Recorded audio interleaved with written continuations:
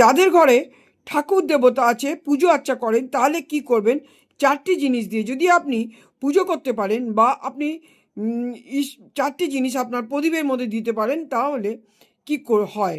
একটা হচ্ছে প্রথমে চাল, কয়েকটা চাল আপনি আপনার প্রদীপের তেলের মধ্যে সরষের তেল দিয়ে জ্বালান, তিলের তেল দিয়ে জ্বালান, ঘি দিয়ে জ্বালান, কয়েকটা চাল আপনি ওর মধ্যে দিয়ে দেন। তাহলে কি হবে? মা লক্ষ্মী একেই চঞ্চলা সবাই জানে, কিন্তু মা লক্ষ্মী ওখানে স্থির হয় এবং অন্য দেবদেবীর আশীর্বাদও আপনি অবশ্যই পাবেন। দ্বিতীয় হচ্ছে ওর মধ্যে একটুখানি হলুদ, গুঁড়ো হলুদ এমনি একটু দিয়ে দিলে মা লক্ষ্মী অত্যন্ত প্রসন্ন হন, বৃহস্পতি গ্রহ পর্যন্ত স্ট্রং হয়।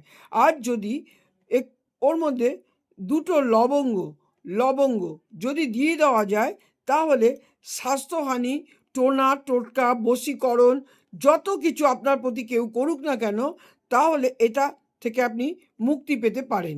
3 নম্বর হচ্ছে গোলমরিচ, গোটা গোলমরিচ যদি আপনি দুটো দিয়ে দিতে পারেন, তাহলে কি হবে? ঘরে আপনার যে পয়সা আসে, সেই পয়সা আপনার ঘরে টিকবে।